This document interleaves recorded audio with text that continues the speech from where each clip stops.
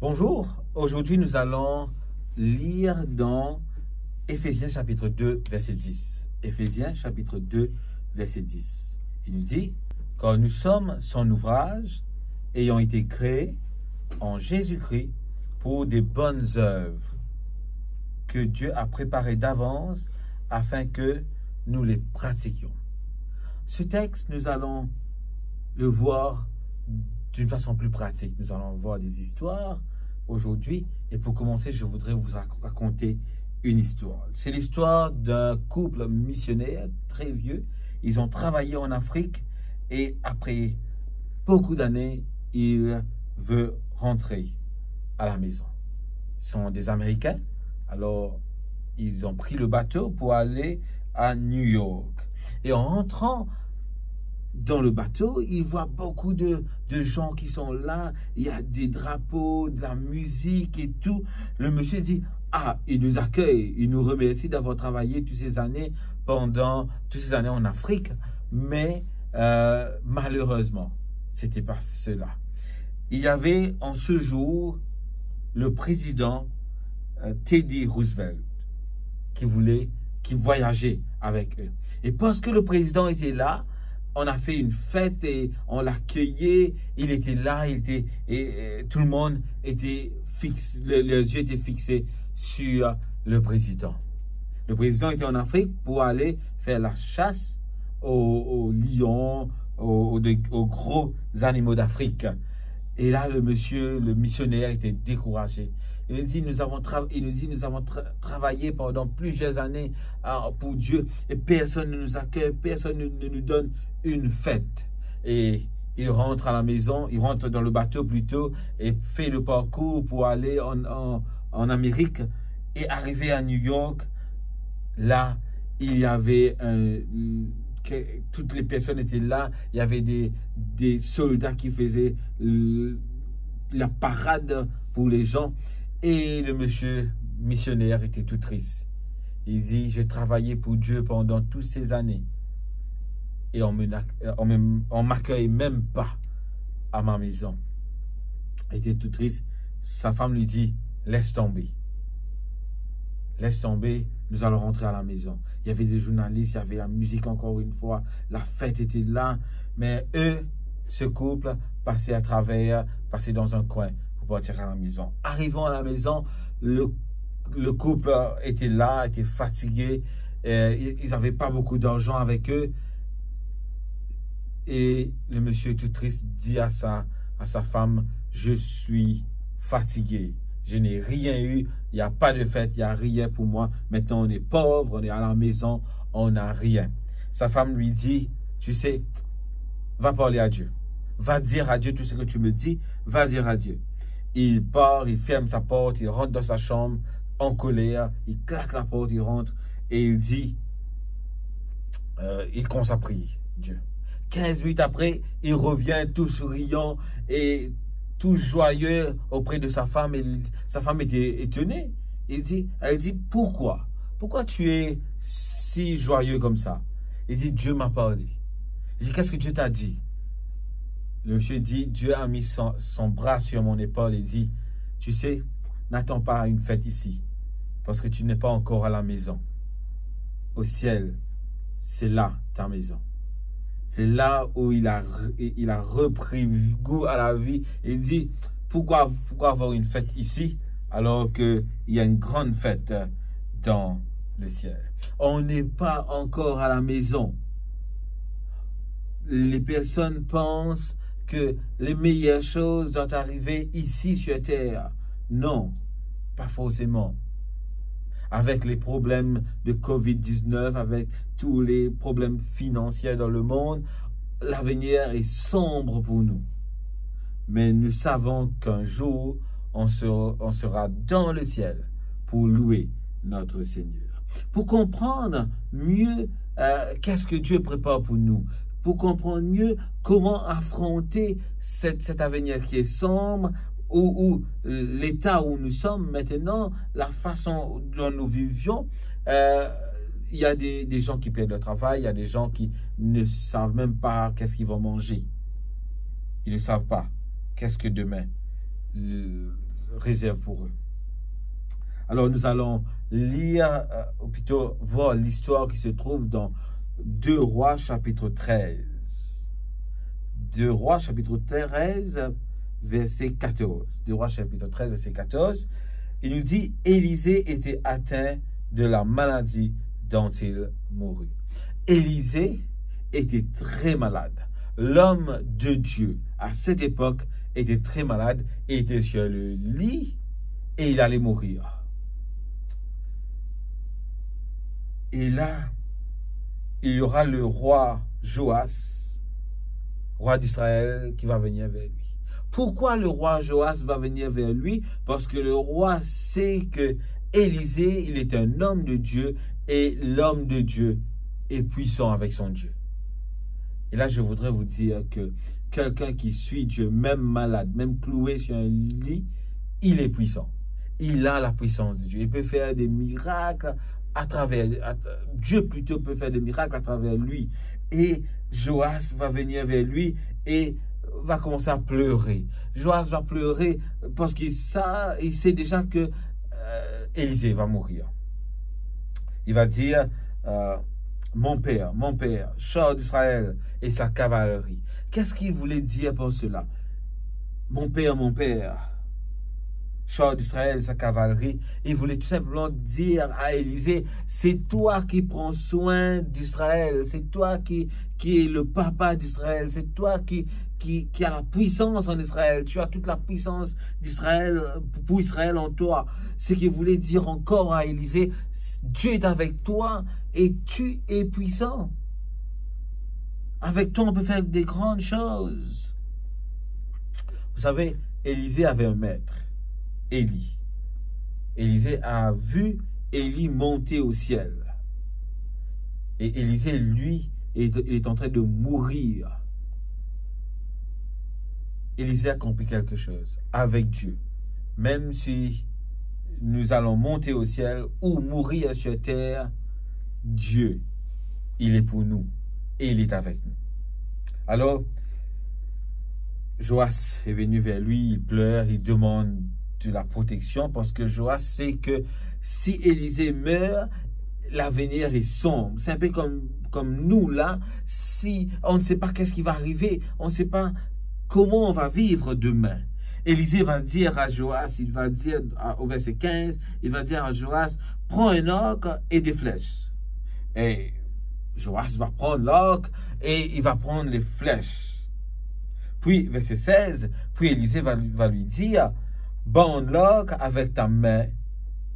Et Joas plutôt obéit. Élisée mit sa main sur les mains du roi. Lorsqu'il se prépare avec les flèches et cet arc, Élisée mit sa main sur la main du roi. Et verset 17, Élisée va lui dire, ouvre la fenêtre vers l'Orient. Élisée va dire au roi, ouvre la fenêtre. Parce que l'Orient, c'est la direction où vient l'ennemi. Ce qu'Élisée dit à Joas, n'aie pas peur de l'ennemi. Car Dieu est avec toi. N'aie pas peur de l'ennemi. Et vous connaissez très bien cette fameuse phrase, si Dieu est avec nous, qui sera contre nous? Alors, Élisée est en train de dire à Joas, ouvre la fenêtre, fais face à ton ennemi, vas-y. Qui sont nos ennemis aujourd'hui? Est-ce la perte de travail? Nos patrons, d'autres problèmes, la maladie? Dieu nous dit, n'aie pas peur, je la mets sur toi, fais face à ton ennemi. Et puis, Élisée, il ouvrit la fenêtre et Élisée lui dit, tire, et il tira. Tire, et il tira. Élisée va lui dire, cette flèche, c'est une flèche de délivrance de la part de l'Éternel, une flèche de délivrance contre les Syriens. Tu battras les Syriens à affect jusqu'à leur extermination. Quand il va tirer, Élisée va lui dire, tu es en train d'annoncer la délivrance. Tu es en train d'annoncer la victoire. C'est la bénédiction qu'il va avoir. Obéir à Dieu égale à la victoire. Être en communion avec Dieu nous amène à une victoire certaine. Et Élisée va montrer à Joas que Dieu a un plan pour son peuple. Dieu connaît l'avenir. Et je voudrais vous dire en ce moment que Dieu connaît votre avenir. Dieu connaît qu'est-ce qui va arriver. Il sait très bien. C'est pour cela qu'il nous prépare pour les choses meilleures. Verset 18, Élisée va dire encore à Joas, prends les flèches. Il va prendre les flèches. Élisée dit au roi d'Israël, frappe contre terre. Et là, tout change. Élisée lui dit, prends les flèches et frappe contre terre. Qu'est-ce que Joas va faire? Il va prendre les flèches et il va commencer à frapper contre terre. Mais il a un problème. Il frappe 3 fois et il s'arrête. Pour le roi, pour un roi, frapper une flèche contre terre est signe de dégradation. C'est pas un roi qui le fait. Un roi ne frappe jamais contre terre. Un roi ne se courbe jamais. Un roi ne regarde même pas la terre. Maintenant, Élisée dit à Joas, regarde la terre et frappe contre terre. Pour lui, c'était difficile, c'était compliqué d'aller sur terre, d'aller à terre pour obéir à Dieu. Et là, c'est pour cela que lui, Joas, roi d'Israël, qu'est-ce qu'il va faire? Il va prendre les flèches, il va frapper 3 fois contre terre, et puis la Bible nous dit, il s'arrêta. Pourquoi il frappa 3 fois contre terre et il a arrêté? C'est parce qu'il a fait cette action sans la passion, sans la connexion avec Dieu. Il n'obéissait pas à Dieu, lui. Il faisait ce que simplement l'homme de Dieu lui disait. Et pour lui, c'était juste faire, ou plutôt jouer le jeu. On m'a dit de faire cela, je le fais. Et il pensait aussi que c'était une perte de temps. Souvent, ces 3 points, nous le faisons dans notre vie. Pour nous, faire ce que Dieu nous dit de faire, on le fait sans passion. On vient à l'église, on part à l'église parce qu'il faut partir. On part à l'église parce que les autres nous regardent. On part à l'église et on sort très vite parce que c'est une perte de temps. On prie à la maison comme cela aussi des fois. Il n'y a pas de passion, il n'y a pas de joie. Et on prie tout simplement pour dire, ok, j'ai prié. Ou on passe que 3 ou 4 minutes ou quelques secondes pour prier. Parce que pour nous prier, c'est une perte de temps. Et là, lorsque Joas s'arrêta, la Bible nous dit qu'Élisée s'irrita. L'homme de Dieu, verset 19, l'homme de Dieu s'irrita contre Joas. Dans 2 Chroniques, chapitre 16, verset 9, 2 Chroniques, chapitre 16, verset 9, il nous dit, et là je paraphrase, les yeux de l'Éternel parcourent la terre pour renforcer ceux dont le cœur est engagé en lui. 2 Chroniques, chapitre 16, verset 9, Dieu cherche des gens qui sont 100% engagés vers lui. Des gens qui peuvent frapper contre terre sans regarder aux autres. Des gens qui peuvent se mettre à genoux, prier, sans attendre que les autres les félicitent. Dieu cherche des gens qui sont à 100% engagés. Dieu veut bénir ce genre de personnes. Dieu veut renforcer ce genre de personnes. Alors c'est pour cela que Élisée va être en colère. Il dit, mais pourquoi tu as arrêté? Pourquoi tu n'as pas frappé 5 ou 6 fois? Tu aurais battu les Syriens jusqu'à leur extermination. Maintenant, tu les battras que 3 fois. Souvent dans notre vie, c'est là où nous reculons un petit peu. Parce que nous faisons simplement ce qu'il faut faire. Il n'y a pas d'engagement. On ne peut pas un pas de plus avec Dieu. Et ce qu'Élisée dit à Joas, pourquoi tu n'as pas mis plus d'efforts dans ta demande? Pourquoi tu n'as pas mis plus d'efforts dans l'acte que Dieu t'a dit de faire? C'est pas bien de faire le minimum. Vous savez pourquoi c'est pas bien de faire le minimum? Parce que Dieu a fait le maximum pour nous. Et il nous a donné le meilleur. Il nous a donné Jésus. Nous n'avons pas le droit de nous asseoir et dire « Ok, c'est bon, je suis ok ». Si nous faisons le minimum, nous n'aurons même pas les bénédictions de Dieu. Il y a trop de chrétiens qui font des minimums pour Dieu. Aujourd'hui, cette histoire nous met au défi de faire le maximum, de frapper contre terre, de prier, d'être à terre avec Dieu afin que Dieu puisse nous enlever vers lui. Je vous raconte une autre histoire. N'oubliez pas l'histoire de ce couple missionnaire où ils ont appris à la fin qu'ils ne sont pas à la maison encore. Un jour, il y a un petit garçon dans la ville de Chicago. Et là, ce jour-là, il faisait très, très froid. Il était orphelin, il n'y avait personne dans sa maison. Ou plutôt, il n'avait même pas de maison. Il habitait dans un petit hutte en carton, il était là. Et il faisait très, très froid. Il voulait avoir quelque chose à manger. Il vendait des journaux pour pouvoir avoir quelque chose à manger. Et là, il rencontra un policier. Le policier lui dit, « Qu'est-ce que tu veux ?» Il dit au policier, « Je n'ai pas de manger, je n'ai pas de place pour aller dormir, il fait trop froid. » Le policier lui dit, « Va au coin de la rue, il y a une porte, une grande porte, frappe à la porte. Et lorsqu'on va t'ouvrir, tu vas dire Jean 3,16. » Il ne sait même pas c'est quoi Jean 3,16.